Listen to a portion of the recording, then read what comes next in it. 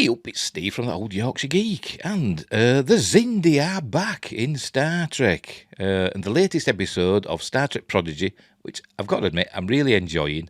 I do have some issues with it, and I'll get into that. But the latest episode brought back the Xindi, the Jonathan Archer's nemesis from season 3 of Star Trek Enterprise. Remember, they wanted to destroy the Earth. The entire Xindi species want to destroy the Earth. The Xindi are made up of, there were 5 species. I think there were originally 5 species. There were the humanoids, the reptilians, the insectoids, the arboreals, the aquatics. Oh, there were 6, and there were the avians. So there was originally 6 species of Xindi, all intelligent, all spacefaring, that evolved on the same planet, which is a bit weird, isn't it? But it happened on Xindi. But then the what they call avians were wiped out, and because there was a big Xindi war, they all fought each other, and then their home planet was destroyed, and they came together and became kind of like nomads in the expanse, the Delphic expanse, which was this place where transdimensional aliens were trying to convert the Milky Way galaxy into their own space, which was kind of a bit like fluidic space, but different. And they were using the Xindi to do this by making the Delphic expanse expand. But obviously Jonathan Archer stopped all that and saved the universe in the process. But anyway, the Xindi are back. So Star Trek, so I'll read this. Where are we? There you go. Star Trek brings back Captain Archer's Enterprise villains. Star Trek Prodigy brings back the Xindi. Here's how the alien villains from Star Trek Enterprise have changed in the 200 years between the shows. Not a lot. And there's a picture there. There's I can't remember his name. That's the Protostar, the ship from Prodigy, which I'm not a big fan of. The ship. I like the series, but not a big fan of it. It's okay. It looks a bit too much Kelvin verse. That's what it's with this stuff going on here. Can you see that, by the way? There you go. With that stuff going on there, it looks a bit too much Kelvin verse to me. But that's the Xindi. He was the commander of the Xindi reptilians. I can't remember his name, but he was played by Scott McDonald, that great Star Trek actor who's played millions of roles in Star Trek. And him and Jonathan Archer had a big fight on the Xindi weapon, and there we go. Right, warning, spoilers for Star Trek Prodigy. Oh, I have to move this again, aren't I? There we go. For Star Trek Prodigy, Season 1, Episode 14, Crossroads. The Xindi from Star Trek Enterprise make their return in Star Trek Prodigy with the alien villains who battled Captain Jonathan Archer, Scott Bakula, or Count Bakula, as they call him in What We Do in the Shadows. Hello, Count Bakula! Plaguing the teenage crew of the USS Protostar in an effort to keep the Protostar's Starfleet destroying weapon away from Admiral Catherine Janeway, Kate Mulgrew, Dalra L., Brett Gray, Gwyn, Ella Purnell, and their friends hid the starship in a frozen ice world. Yeah, the Protostar, it's got a weapon on. I'm not sure how it got there. I think Gwyn's dad put it there, I think. Who's voiced by John Noble, the great John Noble. And it's a weapon. It doesn't really explain how it works, but if you open a channel to a Starfleet ship, the weapon activates and it kind of infects. It's like a virus. It infects the Starfleet ship through the hailing frequencies and makes the turn weapons on themselves, which is what happened at a space station. The weapon made the space station destroy itself, and the only surviving member of the crew, well, there were only one crewman on it anyway, who were a Denobulan, I think. It doesn't actually say, but I think it was a Denobulan. It looked like a Denobulan. Said that it was the Protostar that destroyed the station, but it wasn't. The station destroyed itself because of the weapon. Anyway, but after encountering Admiral Janeway, the Protostar kids flee along with Thaddeus O'Connor. I keep calling him O'Connor. Because it looks like O'Connor, doesn't it? But it's pronounced O'Connor. Billy Campbell, who inadvertently ends up on the lam with them. The Xindi pop up as the security personnel for the trading station the Protostar teens visit in Star Trek Prodigy Episode 14, and they pursue Dal and the others as the kids flee Janeway. It's the first time the Xindi have been canonically seen since they were the main villains of Star Trek Enterprise Season 3. What they were doing, the kids of the Protostar, who are really growing on me, by the way.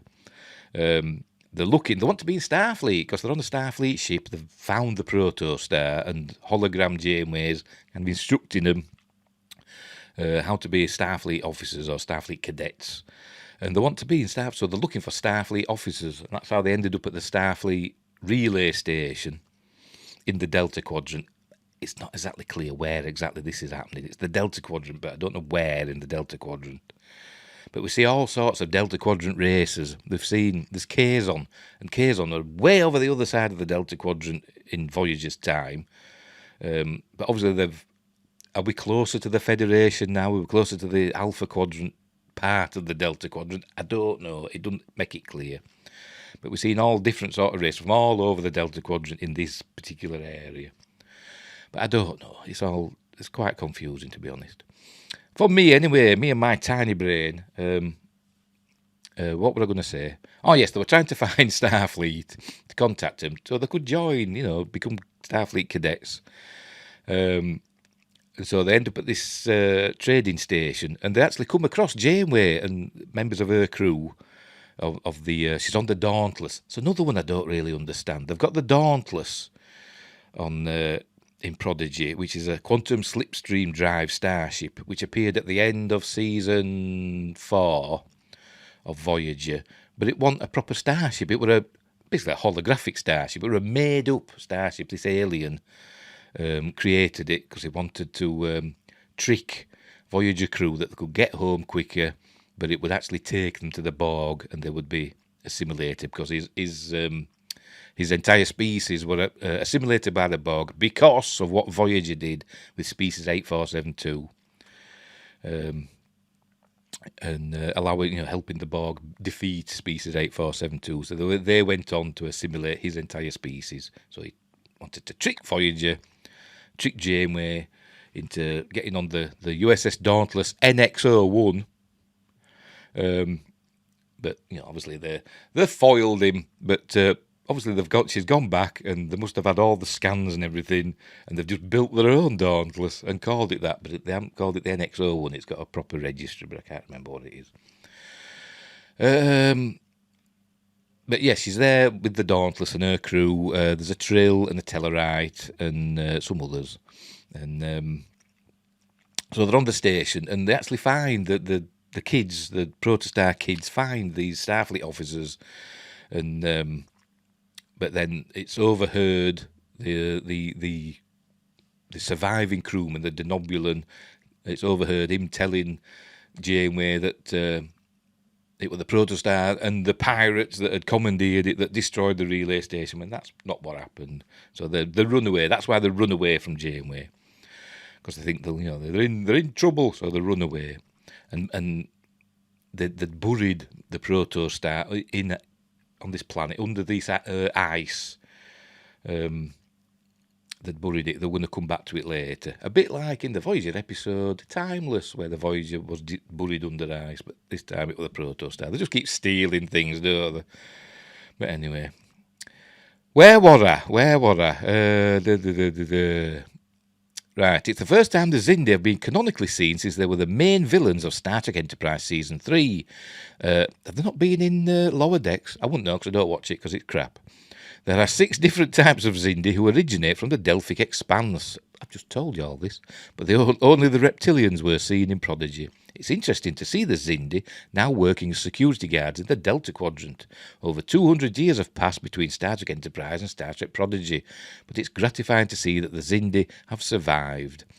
Although Enterprise did show the Xindi in different future timelines, Prodigy is the first canonical 24th century sighting of the Xindi. Why Star Trek Enterprise created the Xindi? And there they are in Prodigy. There we go. Because I saw them, I thought, are they Xindi? And they The Xindi was a prime opportunity for Star Trek Enterprise to do something that hadn't been done in the franchise, create a multi-species alien race instead of the more common monocultures of the Vulcans, Ferengi, Cardassians, etc. The Xindi were conceived as an alien alliance that all hail from the same planet and are genetically similar but physically diverse. Like I said, you had reptilian ones and arboreal ones. I think they were supposed to be like sloths, I think. And the humanoid ones, which I think were primates, I think they were. But they all looked, different, but they all had similar, like, little markings on. They had like little bits. They had like, I don't know what they had, little holes there on the jaws, the upper cheekbones. Yeah, the little holes, a little bit like nostrils, but I don't know what they were. But they all had that, all the different species, even the insectoid ones. But anyway. I don't know why the insectoids, because all the others were like, vertebrates.